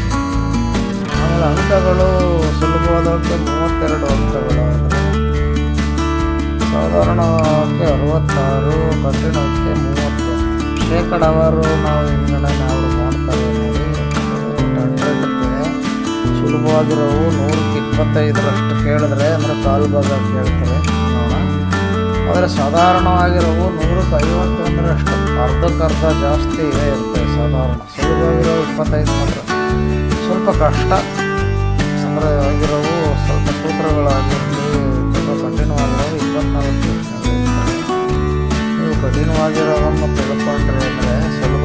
ಸಾಧಾರಣ ಪಟ್ಟಣಾಗ ಎಲ್ಲದಕ್ಕೂ ಉತ್ತರ ಬರುತ್ತಿಲ್ಲ. ಹಾಗಾಗಿ ಕಠಿಣತೆ ಇರೋದಕ್ಕೆ ಹೆಚ್ಚಿನ ಸಮಯವನ್ನು ನೀವು ಮೀಸಲಾಗಿ ಇಡಬೇಕಾಗುತ್ತೆ. ಯಾವುದೇ ಒಂದು ಅಧ್ಯಯನ ಮಾಡಬೇಕಾದ್ರೆ ಅದನ್ನು ತಿಳ್ಕೊಳ್ಳಿ. ಇಲ್ಲಿ ಎಕ್ಸಾಂಪಲ್ ನೋಡ್ತಾ ಇದ್ದೇನೆ, ಇದು ಯಾವ ರೀತಿ ಏನು ಸ್ಟಾರ್ಟ್ ಆಗಿದೆ ಅಂದರೆ, ಈ ಕೆಳಗಿನ ಪ್ರಶ್ನೆಗಳಿಗೆ ಅಥವಾ ಅಪೂರ್ಣ ಹೇಳಿಕೆಗಳಿಗೆ 4 ಪರ್ಯಾಯ ಉತ್ತರಗಳನ್ನು ನೀಡಲಾಗಿದೆ. ಅವುಗಳಲ್ಲಿ ಸೂಕ್ತವಾದ ಉತ್ತರಗಳನ್ನು ಆರಿಸಿ ಕ್ಷಮಾಕ್ಷರದೊಡನೆ ಪೂರ್ಣ ಉತ್ತರವನ್ನು ಬರೆಯಿರಿ. ಕೆಳಗಿನವುಗಳಲ್ಲಿ ರಾಸಾಯನಿಕ ಬದಲಾವಣೆ ಒಂದು ಉದಾಹರಣೆ ಎಂದರೆ ನೀರಿನಲ್ಲಿ ಉಪ್ಪು ಕರಗುವುದು, ಬಿ ಕಾಗದ ತುಂಡರಿಸುವುದು, ಅನಂತರ ಸಿ ಕಬ್ಬಿಣ ತುಕ್ಕು ಹಿಡಿಯುವುದು, ಅನಂತರ ಡಿ ನೀರು ಕದಿಯುವುದು. ಈ ರೀತಿ 4 ಆಪ್ಷನ್ ಉತ್ತರಗಳಲ್ಲಿ ನೀವು ಅದನ್ನು ಅರ್ಥ ಮಾಡ್ಕೊಂಡು ಓದಿದರೆ ಬೇಗ ಉತ್ತರ ಫ್ಲ್ಯಾಶ್ ಆಗಿಬಿಡುತ್ತೆ. ಇಲ್ಲ ಅಂದರೆ ಕನ್ಫ್ಯೂಸ್ ಆಗಿ ಯಾವುದಕ್ಕೋ ಒಂದು 4ರಲ್ಲಿ ಯಾವುದೋ ಉತ್ತರ ಬರೋದು ಮಾರ್ಕ್ಸು ಹೋಗುತ್ತೆ. ನೆಗೆಟಿವ್ ವ್ಯಾಲ್ಯೂಯೇಷನ್ ಥರ ಮುಂದೆ ಬರುತ್ತೆ ನಿಮಗೆ ಕಾಂಪಿಟೇಟಿವ್ ಎಕ್ಸಾಮಲ್ಲಿ. ಆವಾಗ ಒಂದು ತಪ್ಪಿಗೆ ಇನ್ನೊಂದು ಪ್ರಶ್ನೆ ಸರಿಯಾಗಿರೋದನ್ನು ಕಳೀತಾರೆ ಉತ್ತರ. ಆ ರೀತಿ ಆಗುವಂಥದ್ದು ಮುಂದೆ ಬರುತ್ತೆ. ಈ ವರ್ಷ ಇವಾಗೆಲ್ಲ ಅಂದ್ಕೊಂಡಿದ್ದೀನಿ ನಾನು. ಆ ರೀತಿ ಎಲ್ಲ ಉತ್ತರ ಬರೆದ್ರೆ ಮಾರ್ಕ್ಸ್ ಬರುತ್ತೆ, ಬರೀಲಿಲ್ಲ ಅಂದರೆ 0 ಆಗುತ್ತೆ ಮಾರ್ಕ್ಸ್. ಬರೆದಿದ್ದಷ್ಟು ಕೌಂಟ್ ಆಗುತ್ತೆ ಅಂದ್ಕೊಳ್ಳೋಣ. ಹಾಗಾಗಿ ಈಗ ಆಯಿತು, ಈಗ ನಮ್ಮ ವಿಡಿಯೋ ಮುಗಿತಾ ಬಂತು. ನಾನು ಇದುವರೆಗೂ ಇಲ್ಲಿ ಕಾಂಟೆಂಟ್ ಏನಿದೆ ಅಂತ ಹೇಳಿದ್ದೀನಿ. ವಿದ್ಯಾರ್ಥಿಗಳೇ, ನಿಮಗೆ ಇನ್ನೂ ಏನೇ ಒಂದು ಡೌಟು ಅನುಮಾನಗಳು ಇತ್ತು ಅಂದರೆ ಈ ವಿಡಿಯೋ ಕೆಳಗಡೆ ಕಮೆಂಟನ್ನು ಮಾಡಿ. ಕಮೆಂಟ್ ಸೆಕ್ಷನ್ ಆನ್ನಲ್ಲಿ ಇಟ್ಟಿರ್ತೀನಿ. ಇದು ವಿಜ್ಞಾನ ವಿಷಯವಾಗಿದೆ, ತುಂಬ ಇಂಟ್ರೆಸ್ಟಿಂಗ್ ವಿಷಯ, ಆಸಕ್ತಿಕರವಾದಂತಹ ವಿಷಯ ಆಗಿದೆ. ಚೆನ್ನಾಗಿ ತಿಳ್ಕೊಳ್ಳಿ. ಪ್ರಶ್ನೆ ನಿಮಗೆ ಯಾವ್ಯಾವ ಬರಲಿಲ್ಲ ಅದರ ನಂಬರ್ ಜಸ್ಟ್ ಗುರ್ತಾಕೊಳ್ಳಿ. ಕೊನೆಗೆ ನಿಮಗೆ 80ನೇ ಪೇಜಿಂದ ಆಚೆಗೆ ಎಲ್ಲ ಉತ್ತರಗಳು ಸಿಗ್ತಾವಲ್ಲ, ಹಾಗೆ ನೋಡಿ. ಎಲ್ಲ ನಿಮಗೆ ABC ಎಂದು 4 ಆಪ್ಷನ್ ಕೊಟ್ಟಿರೋದ್ರಲ್ಲಿ ABCDನಲ್ಲಿ ಅದಕ್ಕೆ ಉತ್ತರ ಏನೋ ಬಿನೋ ಡಿನೋ ಅಂತ ಎಲ್ಲ ಕೊಟ್ಬಿಟ್ಟಿದ್ದಾರೆ. ಅದು ಅಧ್ಯಾಯದ ಹೆಸರು ಸಹಿತ ಕೊಟ್ಟು ಅದರಲ್ಲಿ ಬರುವಂತಹ ಏನು ಕ್ರಮವಾಗಿ ಪ್ರಶ್ನೆಗಳ ಒಂದು ಮಾದರಿ ಇದು ಸ್ಟೇಜಸ್ಸನ್ನು ತೋರಿಸಿ ಅಲ್ಲಿ ಉತ್ತರಗಳು ಯಾವುದಿದೆ ಅಂತಲೂ ಕೊಟ್ಟಿದ್ದಾರೆ ಇದರಲ್ಲಿ. ಹಾಗಾಗಿ ನೀವು ಯಾವುದೇ ಒಂದು ಗೈಡ್ ತಗೊಳ್ಳೋದಾಗಲಿ ಅಥವಾ ನೋಟ್ಸ್ ಇಲ್ಲದೆ ಇದ್ರೂ ನೋಟ್ಸೇ ಬೇಡ, ಬರೀ ಇದಿಷ್ಟು ಓದಿದ್ರೆ ಬೇರೆ. ಯಾಕಂದರೆ ಸ್ಕೂಲು ಟೀಚರ್ ಕೊಡೋ ನೋಟ್ಸಲ್ಲಿ ಎಲ್ಲವೂ ಇರ್ಬೋದು ಅಥವಾ ಕೆಲವು ಮಿಸ್ ಆಗಿರ್ಬೋದು. ಯಾಕಂದರೆ ನೀವು ಸ್ಕೂಲ್ಗೆ ಅಬ್ಸೆಂಟ್ ಆಗಿದ್ದಾಗ ಮಿಸ್ ಆಗೋ ಚಾನ್ಸಸ್ ಇರುತ್ತೆ, ಅಥವಾ ನಾನಾ ಕಾರಣಗಳಿಂದ ಮಿಸ್ ಆಗಿರ್ಬೋದು. ಆದರೆ ಈ ಒಂದು ವಿಡಿಯೋದಲ್ಲಿರುವಂತಹ DSCRT ಅವರು ವಿಶ್ಲೇಷಣೆ ಮಾಡಿ ನಿಮಗೆ ಪಠ್ಯದಲ್ಲಿ ಬರುವಂಥ ಅತಿ ಮುಖ್ಯವಾದ ವಿಷಯ ನೀವು ತಿಳ್ಕೊಳ್ಬೇಕಾದಂತಹ ಎಲ್ಲವನ್ನೂ ಸಹ ಇಲ್ಲಿ ಕೊಟ್ಟಿದ್ದಾರೆ. ಹಾಗಾಗಿ ಏನೂ ಸಮಸ್ಯೆ ಇಲ್ಲ. ಈಗ ಬೆಳಕು, ಪ್ರತಿಫಲನ ಮತ್ತು ವಕ್ರೀಭವನಕ್ಕೆ ಸಂಬಂಧಪಟ್ಟಂತೆ ಮಾದರಿ ಉತ್ತರಗಳು 38 ಚಿತ್ರಗಳು ಇದ್ದಾವೆ. ಆಯಿತಾ? ಈಗ ಒಂದು ಲೈನ್, ಒಂದು ಸೆಂಟೆನ್ಸ್ ಅಥವಾ 2 ಸೆಂಟೆನ್ಸನ್ನು ಉತ್ತರಗಳು ನೋಡ್ತಾ ಇದೆ. ಆಮೇಲೆ ಕೆಲವು ಲೆಕ್ಕಗಳು ಬಂದಿದ್ದಾವೆ. ಮಧ್ಯಮ ವಕ್ರೀಭವನ ಸೂಚ್ಯಂಕ ಎಲ್ಲ ಬಂದಿದೆ. ಎಲ್ಲ ನೋಡ್ಕೊಳ್ಳಿ. ದೀನದರ್ಪಣ, ನಿಮ್ನ ದರ್ಪಣ ಅಂತ ವ್ಯತ್ಯಾಸಗಳನ್ನು ಕೊಟ್ಟಿದ್ದಾರೆ. ಇನ್ಫೋವರ್ಸ್ ಕನ್ನಡ ಇದು ಯೂಟ್ಯೂಬ್ ಚಾನಲ್ಲು, ಹೊಸ ಚಾನಲ್ ಆಗಿದೆ. ಮುಂದೆ ನಿಮಗೆ ಎಜುಕೇಷನ್ ವಿಡಿಯೋಗಳನ್ನು ಹೆಚ್ಚೆಚ್ಚು ಮಾಡಬೇಕು ಅಂದರೆ ನಿಮ್ಮ ಪ್ರೋತ್ಸಾಹ ಆಗುತ್ತೆ. ಪ್ರೋತ್ಸಾಹ ಅಂದರೆ ಏನಿಲ್ಲ, ನೀವು ಸಬ್ಸ್ಕ್ರೈಬನ್ನು ಆಗಿ ನಿಮ್ಮ ಸ್ನೇಹಿತರಿಗೆಲ್ಲ ಹೇಳಿ ಸಬ್ಸ್ಕ್ರೈಬ್ ಮಾಡಿ. ನೀವು ಈಗ SLC ಪಾಸಾಗಿ ಮುಂದೆ PUCಗೆ ಹೋದರೂ ಅಲ್ಲೂ ಸಹ ನಿಮಗೆ ಪಾಠಗಳು, ನೋಟ್ಸ್ಗಳು ನಾವು ಕೊಡ್ತಾ ಇರ್ತೀವಿ. PUCಗೆ ಹೋಗಿ, ಸೆಕೆಂಡ್ PUCಗೆ ಹೋಗಿ ಮತ್ತು ಡಿಗ್ರಿಗೆ ಹೋಗಿ ಅಲ್ಲೂ ಸಹ ಕೊಡ್ತೀವಿ. ಏನೂ ತೊಂದರೆ ಇಲ್ಲ. ಹಾಗಾಗಿ ಈ ಚಾನಲನ್ನು ಮರಿಬೇಡಿ. ಇನ್ಫೋವರ್ಸ್ ಕನ್ನಡ ಯೂಟ್ಯೂಬ್ ಚಾನಲ್ಲು ಮರಿದು ಲೈಕ್ ಮಾಡಿ ಮತ್ತು ಹೆಚ್ಚೆಚ್ಚು ಶೇರ್ ಮಾಡ್ತಾ ಇದ್ದಾರೆ. ಆವಾಗ ನಿಮ್ಮ ಸ್ನೇಹಿತರಿಗೆ, ಬೇರೆ ಬೇರೆ ಒಂದು ಶಾಲಾ ವಿದ್ಯಾರ್ಥಿಗಳಿಗೆ ಈ ಚಾನಲ್ ಬಗ್ಗೆ ಎಲ್ಲ ಒಂದು ಸಾಕಷ್ಟು ವಿಷಯಗಳು ಬರ್ತಾ ಇರ್ತವೆ. ಓಕೆ, ಇಲ್ಲಿಗೆ ಮುಗಿತಾ ಬಂದಿದೆ ವಿಡಿಯೋ. ಈಗ ಮಾನವನ ಕಣ್ಣು ಇದರ ಬಗ್ಗೆ ಒಂದು ನಡೀತಾ ಇದೆ, ನೋಡಿ.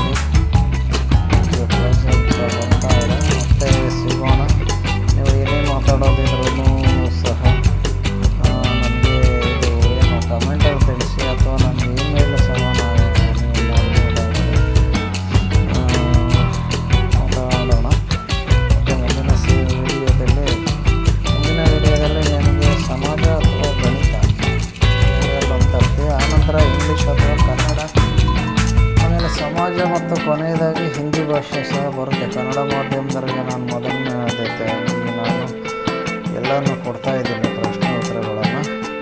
ಅದಾದಮೇಲೆ ಇಂಗ್ಲೀಷ್ ಮಾಧ್ಯಮದವರಿಗೆ ನಾನು ಕೊಡೋ ಪ್ರಯತ್ನ ಮಾಡ್ತೀನಿ. ಅದಷ್ಟೇ ಎಲ್ಲರಿಗೂ ನೋಡೋದಕ್ಕೆ ವಿದ್ಯಾರ್ಥಿಗಳೇ ಥ್ಯಾಂಕ್ಸ್ ಫಾರ್ ವಾಚಿಂಗ್.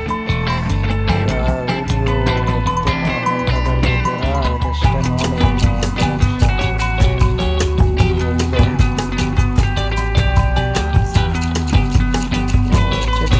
ಮಾಡೋದಕ್ಕೆ ನಿಮಗೆ ಈಗಾಗಲೇ ಹೇಳಿದಂಗೆ ಮ್ಯೂಸಿಕ್ ದೊಡ್ಡ ಬಂದು ನನ್ನ ಮಾತು ಸರಿಯಾಗಿ ಕೇಳಿಸುತ್ತೆ ಇಲ್ಲ. ನಾನು ನೋಡ್ತೀನಿ ವಿಡಿಯೋನ ಒಂದ್ಸಲ ಫುಲ್ಲು ಚೆಕ್ ಮಾಡ್ತೀನಿ. ನಮ್ಮದು ಧ್ವನಿ ನಿಮಗೆ ಸರಿಯಾಗಿ ಕೇಳಿಸಿಲ್ಲ ಆದರೆ ಮತ್ತೆ ಮುಂದಿನ ವಿಡಿಯೋದಲ್ಲಿ ನಿಮಗೆ ಹೇಗೆ ಸ್ಕೋರ್ ಮಾಡಬೇಕು, ಎಕ್ಸಾಮಲ್ಲಿ ಏನು ಮಾಡಬೇಕು ಎಲ್ಲ ನಿಮಗೆ ಹೇಳ್ತೀನಿ ವಿಡಿಯೋಗಳನ್ನು.